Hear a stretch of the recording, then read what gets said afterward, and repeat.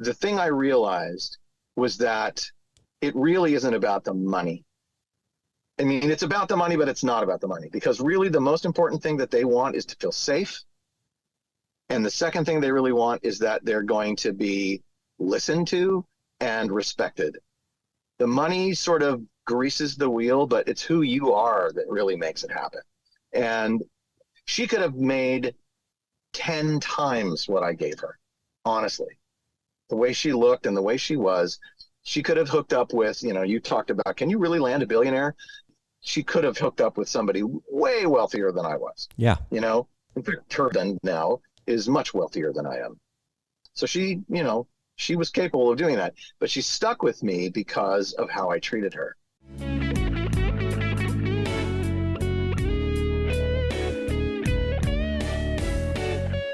Welcome to Secrets of a Sugar Daddy. Here's your host, Marcus.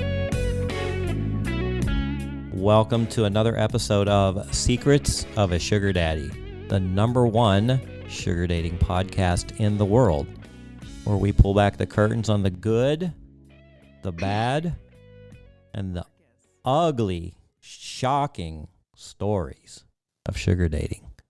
And I am in the studio all by myself today. Now, I do have a guest on hold, but my co-host, Lily, is on a fabulous European vacation for two. Sound like Bob Barker from The Price is Right. Anyway, she did win that by entering the sugar dating world. I'll tell you what, I've been doing this for now 7 years, and Lily is a year and a half, and Amy has been doing it for quite a while. And I'll tell you what, too, if you want to hear a funny episode that we just were a part of, it wasn't our podcast. We were guest of The Great Love Debate with Brian Howie. He just released on June 6th or 5th an episode called Bachelorette and Bachelor Stories. Shocking Bachelorette and Bachelor Stories. And we were guest hosts on that one. And it was a ton of fun. Amy could not stop laughing. She could not get over some of the predicaments that happen during these crazy bachelor and bachelorette parties. So if you want to listen to that, you will really enjoy it. I'll put a link to it underneath this podcast. So, and then we'd always appreciate you leaving us a 5-star rating at wherever you listen to your podcast. It will help us stay towards the top. I mean, we are #1, but there's a couple people that didn't really find our show too entertaining, and they gave us less than 5, so we'd like to bring that average up. Anyway, going back to sugar dating and talking about how it's absolutely changed the lives of people that I know and the people I hang out with. I've actually met my best friends through sugar dating, and that's one of the big reasons why we decided to start this podcast, was to kind of help you navigate the sugar dating world. It's tricky, but as I've gone back to kind of dabbling around with some traditional swiping apps just to see if I could, and I've gone out on some traditional dates lately, and it sucks. It really does. It's so difficult. But anyway, these are some of the things that I'm sure we're going to get into with my guest today. He wrote me a letter, and I did read this a couple shows ago, but I'm going to read it again real quick. It says, "Hi, Marcus. I'm a sugar daddy in the Los Angeles area and have been so for 15 years, which is quite a while. I've had 13 arrangements from 3 months to 3 years, currently in 2 concurrent arrangements of 6 months. I've had high highs and low lows, with love, deception, and outright blackmail."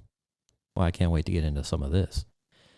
"I've been married for over 20 years with 2 grown kids. I identify as ethically non-monogamous, though I haven't always been either ethical or non-monogamous at points in my journey. I think I'd be a great guest for your show. Let me know if you agree." And I do agree. So welcome, Porter. How are you today? I'm good.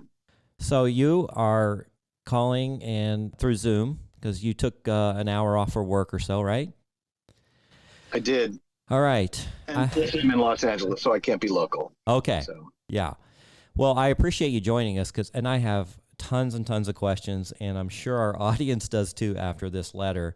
Let's just get into some of the basics before we get into some of your sugar dating arrangements. You Sure. have been doing this for 15 years, but you're still married? Yeah, been married now for I've been with my wife for almost 25 years. Okay. So, and as I said in the letter, it wasn't always ethical. So the ethical non-monogamy part started about 6 years ago. Wow. Okay. How So old are you? I'm in my early 60s. Okay. So you're in your early 60s. You look great. How do you keep all your hair like that? Good, good genes, I suppose. I guess so. Mine went. My dad is in his 80s. He still has all his hair. Oh, I'm so jealous. Mine went a long, long time ago. Well, it got thinner and thinner, and then finally I just shaved it and had to grow a beard to balance out the look. Yeah. But you're one of these lucky few that are very, very handsome for being in your 60s. Thank you. All right. And you've been married for over 25 years, you said, right? No, we've been together for 25 years. We've been married over 20. Okay, gotcha. Sorry. How did this all come about? Great question. It sort of happened out of necessity more than desire, I suppose. 15 years ago, my wife and I were going through a dry spell in our sex life. Our sex life had always been sort of problematic, especially after the kids were born. And a lot of this stuff came out later on when we were negotiating and working with a couples therapist on how to navigate a non-monogamous relationship. Now, let me ask you, this couple therapist, did you find that they were more helpful or actually more harmful to the relationship? At first, I would say it was adversarial.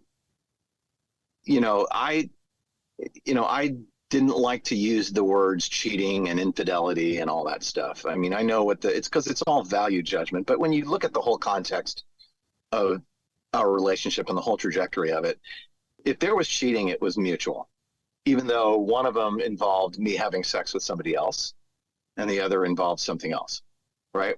And like I said, I'll get back to the story. And it's a long one and kind of complicated and can get kind of heavy, so I don't want to get too heavy with it. But it started out of necessity. We went through a 3-month dry spell. We've had, we were in the middle of a series of conversations about the quality of our sex life. And this one night in particular, it had been 3 months. That was the longest we'd ever gone without having sex. And I said to my wife, "Don't you miss it?" And her answer was unforgettable. She said, "Porter, I don't care if I ever have sex again." Oh, now, did you have a good sex life pre-marriage and in the first year or two? With her? Yeah. Yeah, it was all, put it this way, as long as there was a purpose to the sex, the sex was awesome. But once the kids came, purpose kind of went away. It was emotionally bonding. It was falling in love with each other. And then we were both a little older when we got married, and it was my second marriage. And, we wanted to have kids right away. That was exactly what we did. And, when you want to have kids, you have a lot of sex so that you can get pregnant. So we had our first kid after 2 years and our second kid after 5 years. But then things sort of started to dry up. And I sort of suspected that my wife might be, and I didn't even have a term for it at the time, but I suspected that my wife might be asexual. She just lost her libido. Right?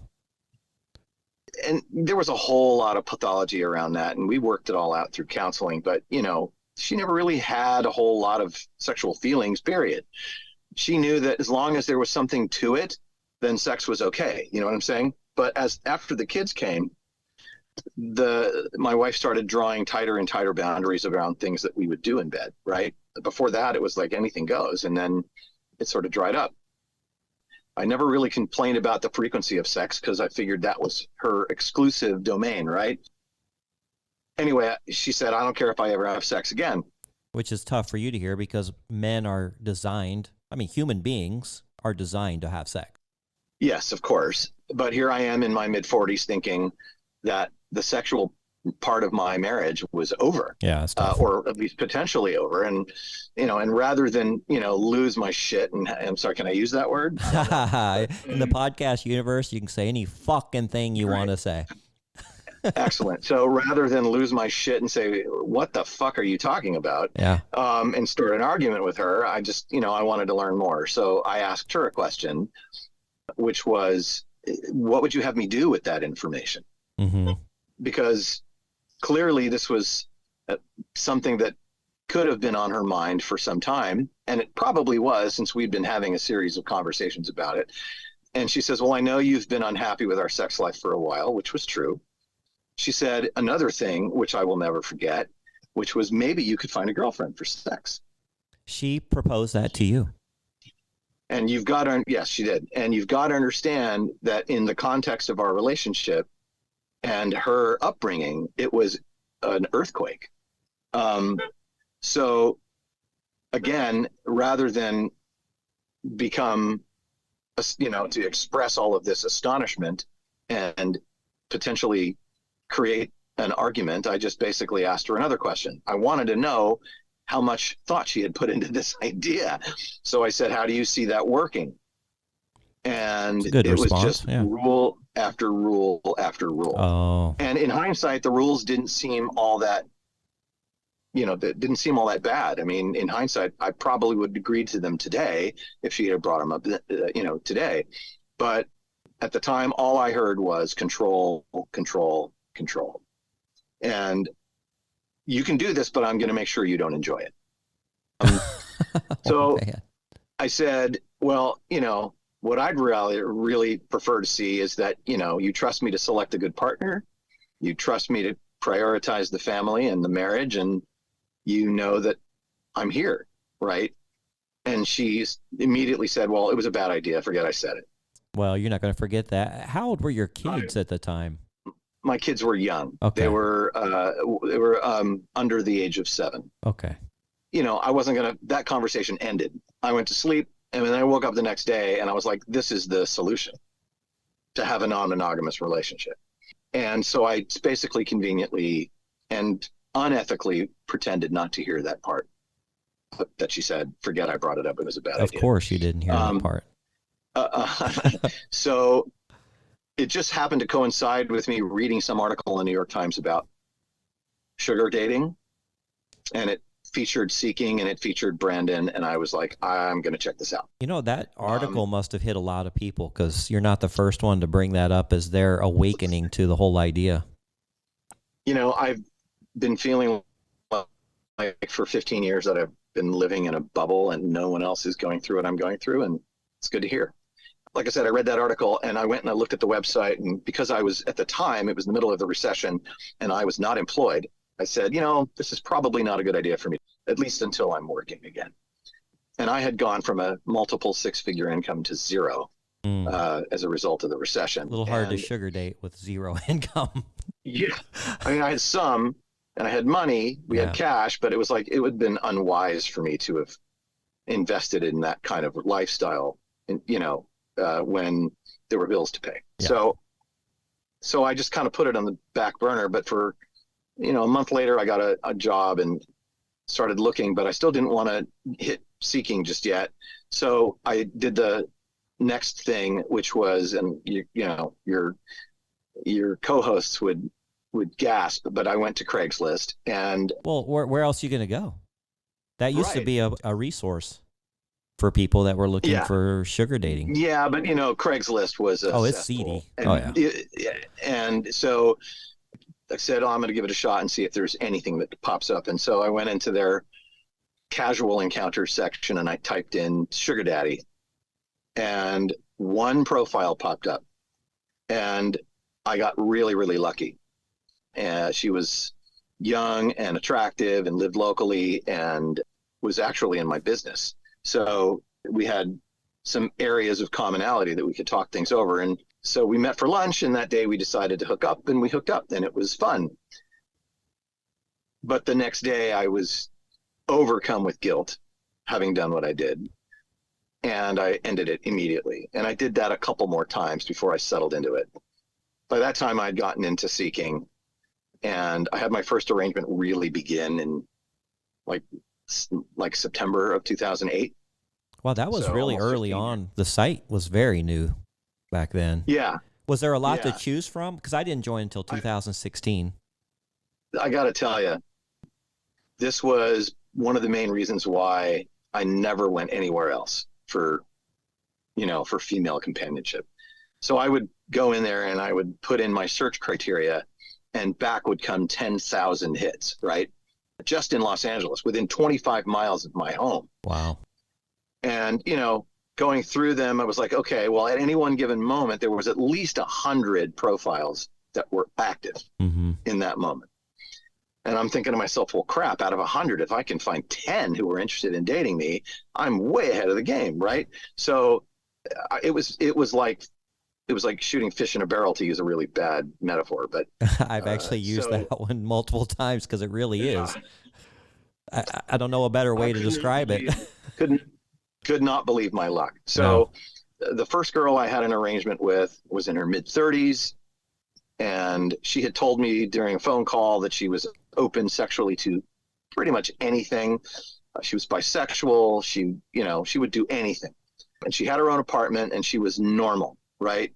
She was a school teacher, had just moved to LA and had very small circle of friends. So there wasn't going to be a whole lot of dealing with, scheduling conflicts to have our dates. But we got together every other week for about 6 months.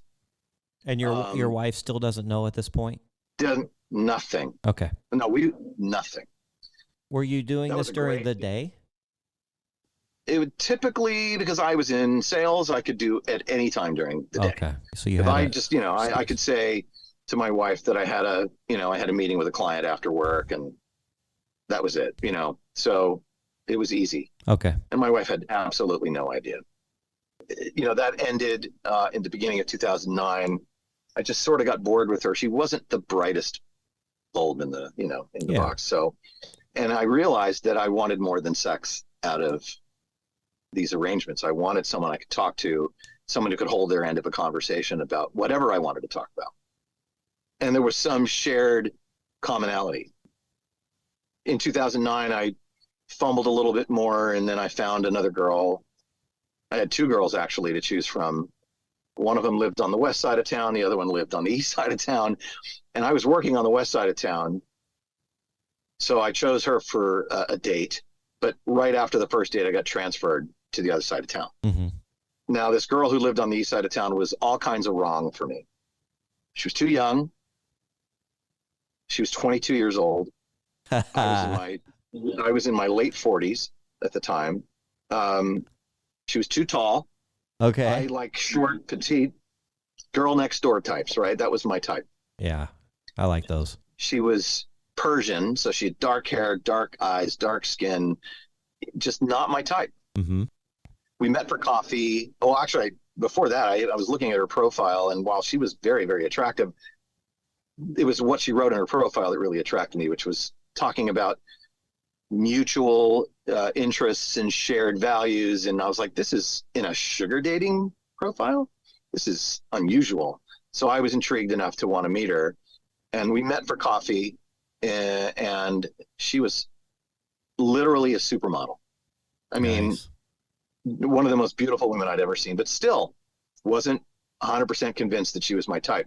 It was only after I got transferred in my job that I thought I'd give it a shot. And so we had our first date. She was late. She wasn't apologetic about it at all.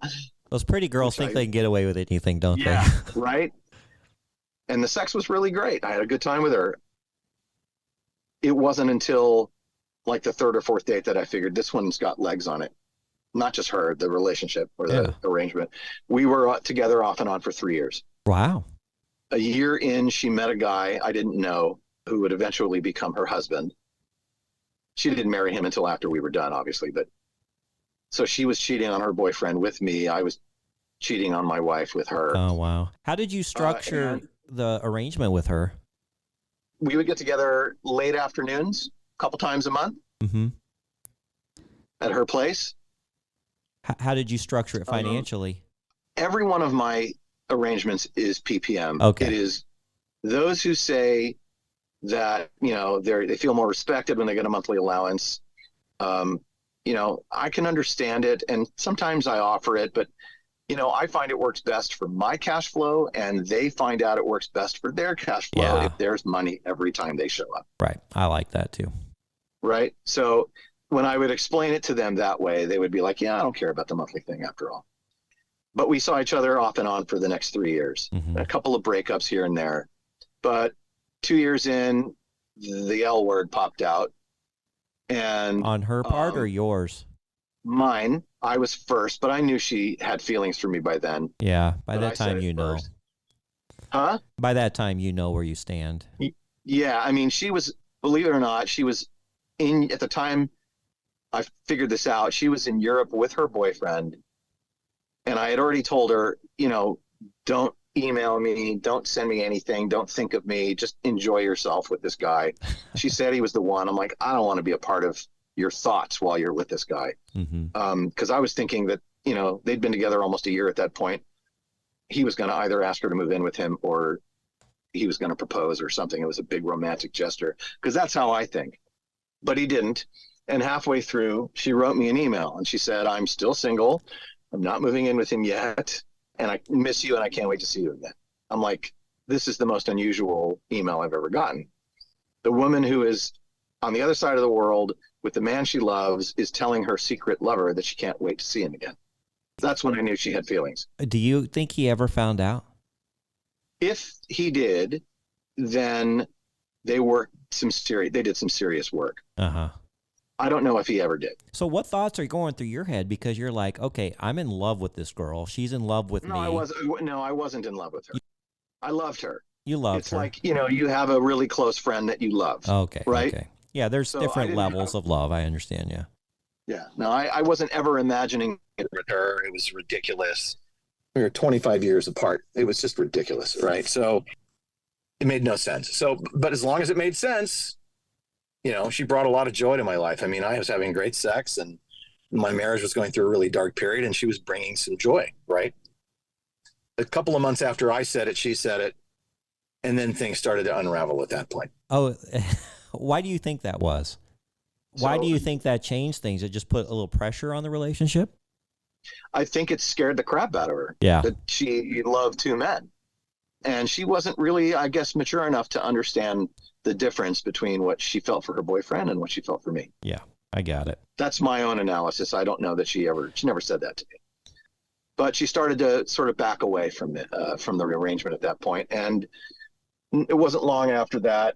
One of the things that she gave me for our 2-year anniversary was a threesome with a close friend of hers. Really? How was that? Well, I had already hooked up with the friend while she was out of town because we had a non-exclusive arrangement. Okay. Did she know that? And yes, of course. She introduced me to her.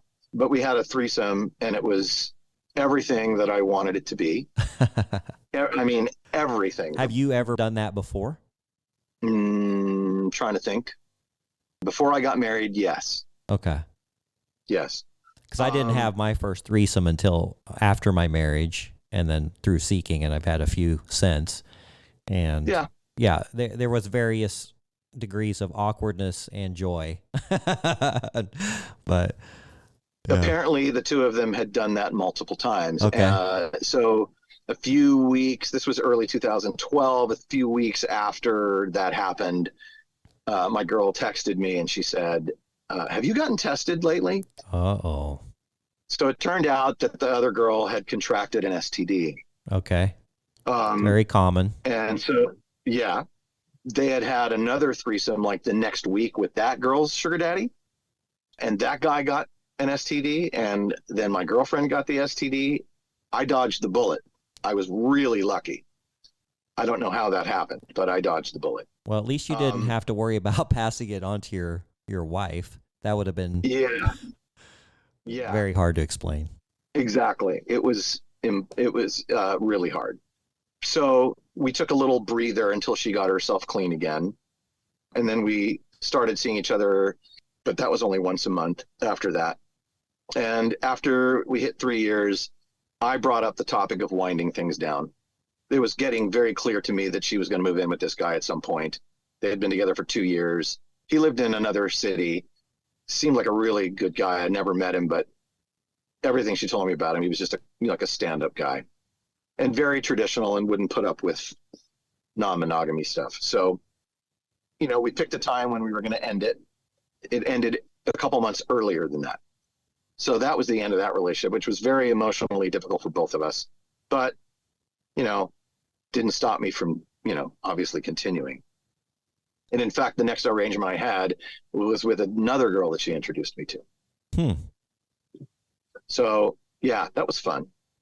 After her, everything sort of seemed kind of like second tier. Every arrangement after that seemed second tier. That's so interesting because initially you did not think she was your type at all, and she didn't check a lot of the boxes except for her profile. Right. The wording. Exactly. And she sort of redefined what my type was. And so now all the girls I date are sort of exotic looking. I love those exotic girls, but occasionally I'll date a pale skinned blonde. And even my co-hosts and my friends are like, that doesn't even look like your type. What are you going? I was like, yeah, but it's a person match, right? Yeah, absolutely. But it just so happened. I agree with that. But the truth is that I haven't had like a girl next door type for almost 10 years. Mm-hmm. Everyone has been sort of like, just different. Right. So she just she changed everything for me. That was when I realized that I'm probably non-monogamous by nature. There was an arrangement I had in 2014 with a really sweet girl. She was the girl next door with the really, really dark side and wild side. She was a dental hygienist. We knew we had some friends in common, which was kind of scary. But she was the most adventurous sexual partner I had ever had. We threesomes, we did swinging, we did just everything. And she was the first partner I had where we didn't use protection. Mm-hmm. So we just decided we were going to get tested every couple of months together. We're going to share the results and we're just going to go for it. Now, how old was she? How old was she? Yeah. Late 20s. Okay. I was early 50s by then. Okay. So that lasted about a year or so, a little over a year. But we had that was probably the most fun I had sexually with any of my partners. Yeah, those are fun and very memorable. Now, at this point, your wife still doesn't know? Correct. Okay. At some point, we're going to get into where we're actually. Gonna get there. So that was the last arrangement I had that lasted anything longer than 3 months. Okay. Until my wife found out. Oh, she found out. So my wife found out at the end of 2016, just after the election. You remember very distinctly exactly when and where. Oh, well, I remember the day. It was crazy. I mean, she did something that she never, ever, ever does. She opened my mail. It was personally addressed to me, and she opened it. And she never did that. You mean from the years that we'd been together. U.S. Post Office mail? Correct. I was still getting U.S. Post Office mail. Okay. Stupid me, right? But especially when it was a credit card. So she opened it, she found a hotel charge and confronted me about it. And that was when we, went into couples therapy at that point. She wanted me out, but I fought for it. And there was no way I was going to leave. Would you say you're still in love with your wife? 100%. Okay. So you're just really trying to fulfill these holes that you have. At the point where she found out, my wife and I had not been intimate in a year and a half. Okay. So when she confronted me with this, it was a pretty easy conversation for me to have, right? I was sort of prepared for what would happen if she ever found out. I'd been at it for 8.5 years at that point. Yeah. So I was like, I know exactly what I'm going to say. I'm going to fight for the relationship. I'm going to fight for the marriage, but I'm also going to say, look, it wasn't just me. It took two of us to get here. She agreed. Oh, she did? They don't usually want to hear that part. Yeah. Yeah, she was angry, but I think she was more upset that I did not tell her than I actually did it. You know what I mean? She was more upset that I held the secret as opposed to cheating. Yeah. Right? She said, we could have worked out an arrangement. We could have discussed this. I said, we did. twice, and both times you shot it down. So what was I going to do? I just sort of weighed my risks and decided this is how I'm going to approach it. I didn't make the best choice, but I made the choice that felt right for me at the time. And I said, this is the opportunity for us to actually finally address the elephant in the room, which was that we were not compatible in bed. Which actually might be a big relief to you to kind of get this out in the open and where you can go Which on. is exactly what I said. I said, we can finally talk this out. Yeah. You can finally explain to me why you have no interest in this. Mm-hmm. I think I have ideas, but I'd like to hear your perspective on this. And we can do that in front of somebody who is paid and professional, who can act as a go-between when we're not in our best place. So that took us almost a year of therapy at that point. I didn't date at all during that period, obviously. Wow. At the end of therapy, I was almost ready to walk out because she still hadn't agreed to this. It was the first session I said, my objective is a non-monogamous relationship. At least an experiment with it, right? Mm-hmm. Because it's like, this isn't working. We haven't had sex in almost 2 years now. And, I don't want to wait any longer. And I don't want to have a celibate life just because my wife is deciding not to have sex anymore. Yeah, and unfortunately, that part's 99.9% never getting better. In terms of sex, that never came back. Yeah, it never right? does. Yeah.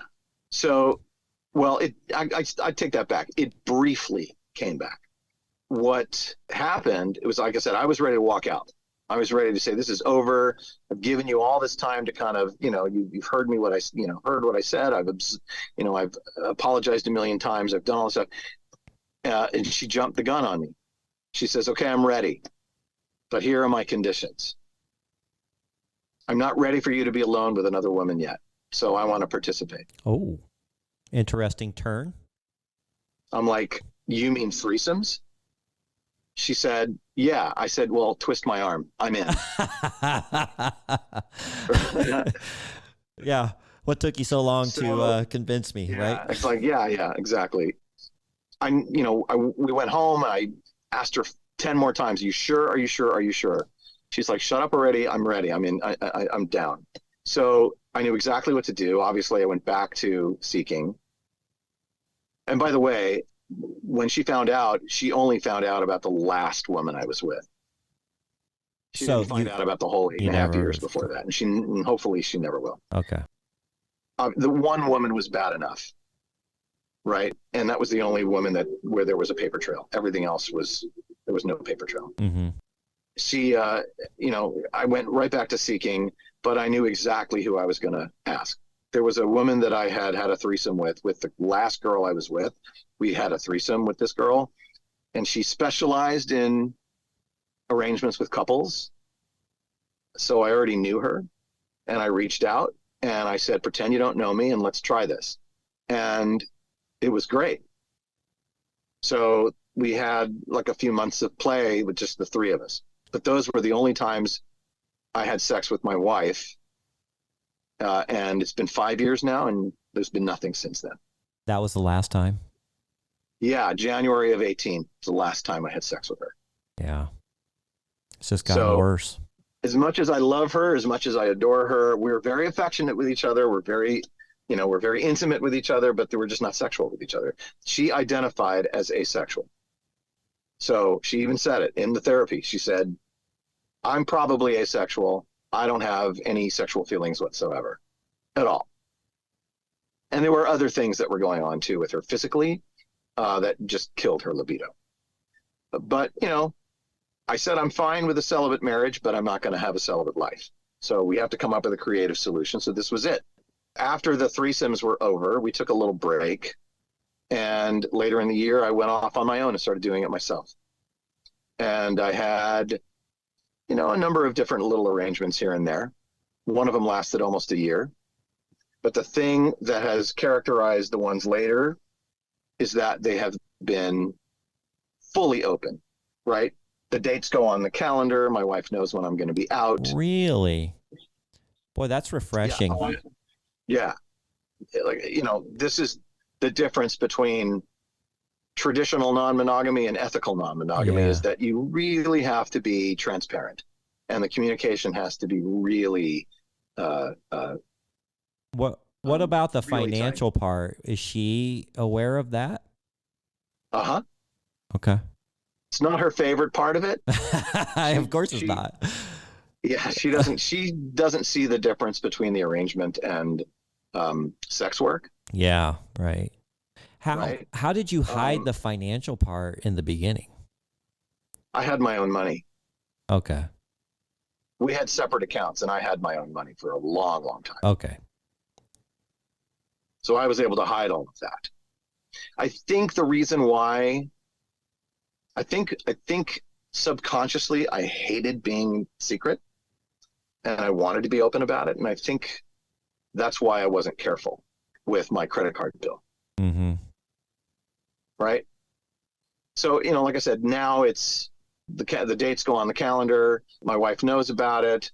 And for a few years, she was able to get away with telling our kids, oh, dad's working late, or dad's going out with a friend, or something like that. But when my sons were like, what friend is he seeing? She couldn't answer. They started getting suspicious. And a few months ago, they confronted me, both my kids. Really? And now how old Yeah. are they? They're grown. One of them graduates high school tomorrow. The other one's in college. Yeah, so they're fully aware so that. but they'd known for a number of years, but they just were afraid to confront me about it because they were afraid that the family would break up. And They how thought did I was this cheating. How did this They confrontation thought I was go? cheating. Yeah. My kid went through my phone one night and saw pictures and text messages, et cetera, et cetera. And this was something my wife never, ever wanted them to find out. Yeah. In fact, she wanted to carry this secret to her grave. But I figured at some point my adult children will find out. So they found out earlier than I had wanted. At that point, it was pretty, it was pretty heavy, but they were really cool about it. They understood that, why it was happening. We had to get into a little bit of detail about it, but, they were pretty cool about it. And I was proud of them for being so mature about it. So that's essentially my story. So tell me about this blackmail issue that you had.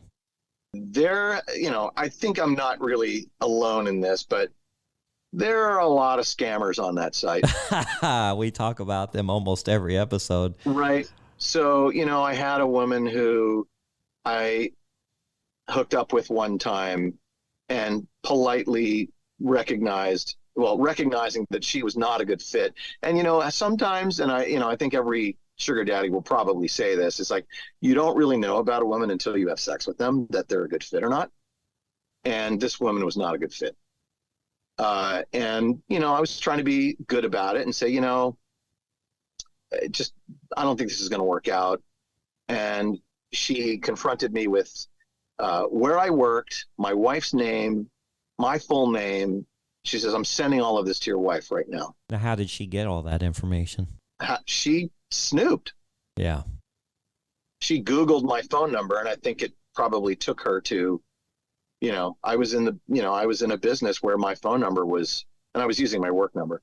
So I was in a business where my phone number would be out there. Do you have a secondary number now? Nope.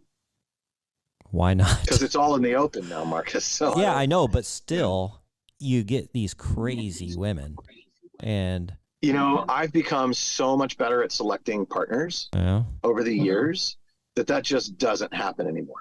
You can smell them a mile away now. Well, yeah, you're experienced, but I still come across a few that you just don't really know who they are until they show up at your house or they write something on Reddit. I've had people write things about me on Reddit about the show, and the girl didn't even. Have you been doxxed?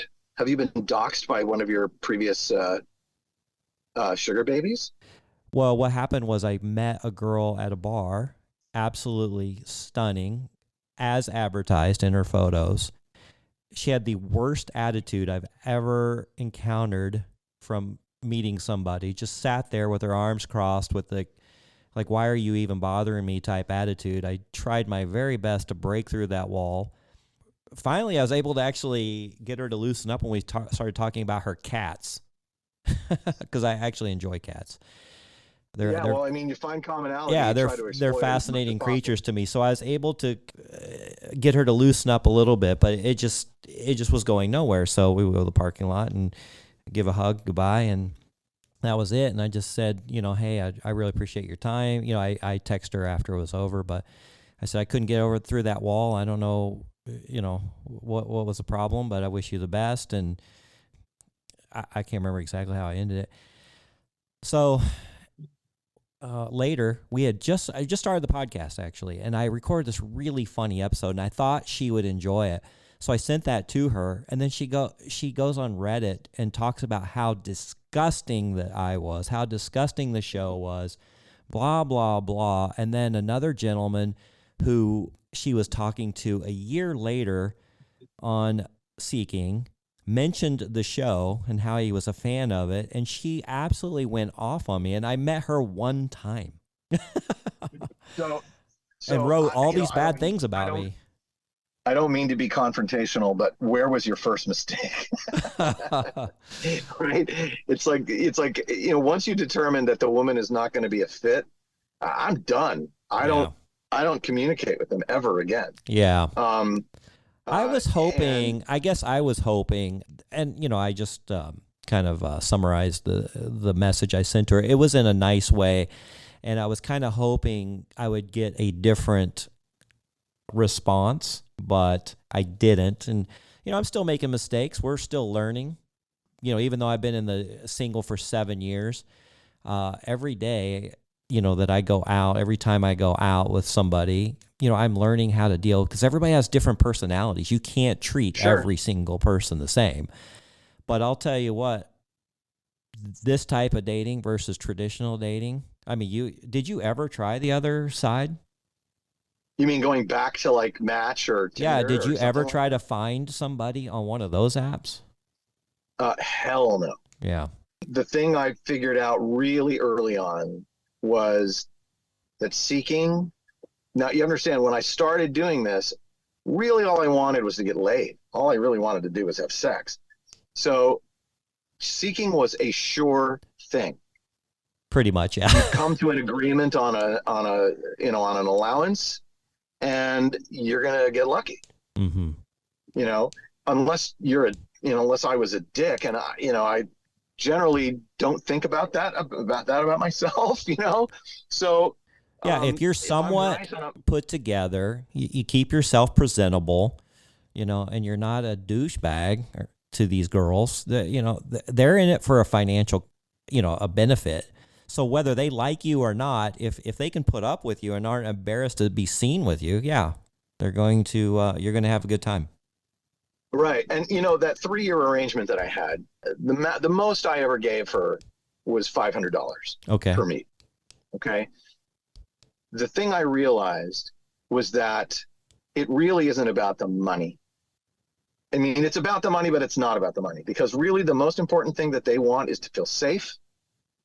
And the second thing they really want is that they're going to be listened to and respected. The money sort of greases the wheel, but it's who you are that really makes it happen. And she could have made 10 times what I gave her, honestly. The way she looked and the way she was, she could have hooked up with, you talked about, can you really land a billionaire?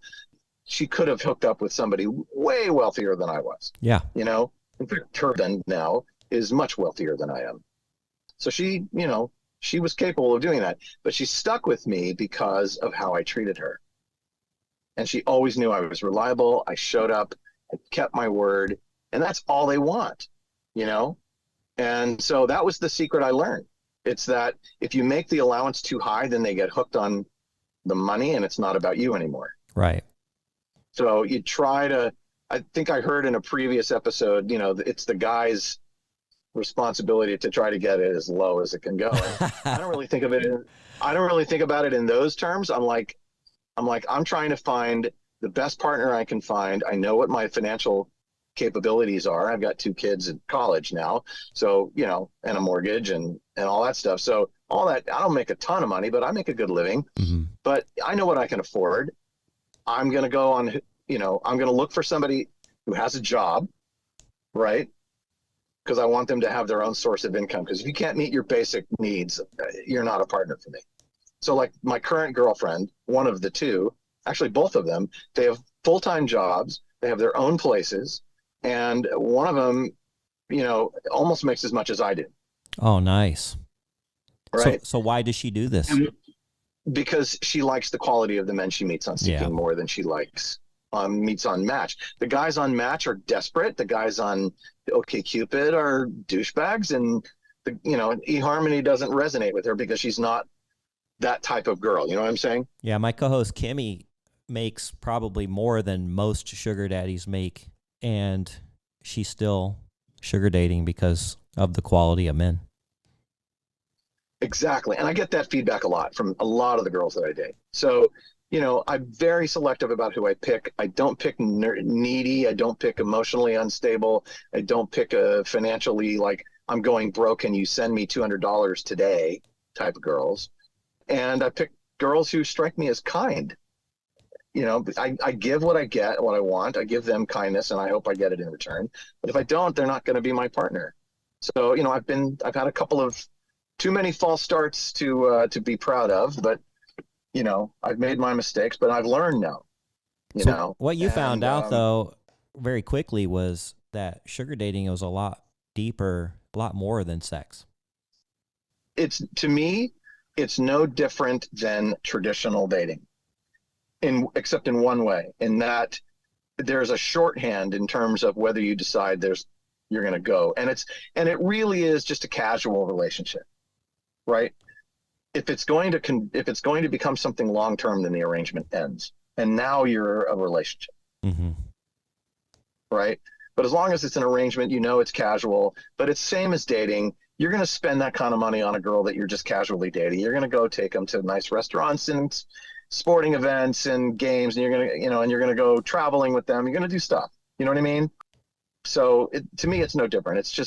I think it's just accelerated in terms of its timeline. Well, I know I really enjoy it, and it sounds like you do too. And I'm glad you were able to find a way to fill this hole in your marriage, and I'm glad that your wife is on board.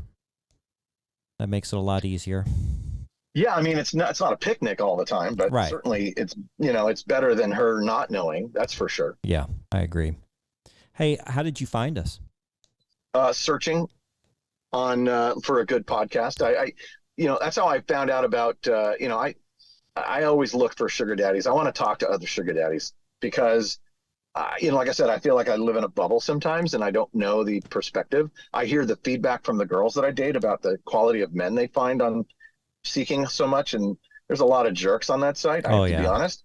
Yes, there is. So I'm looking for someone who's like-minded and who understands the intricacies of this type of dating and has been successful at it and wants to talk about it. So here I am.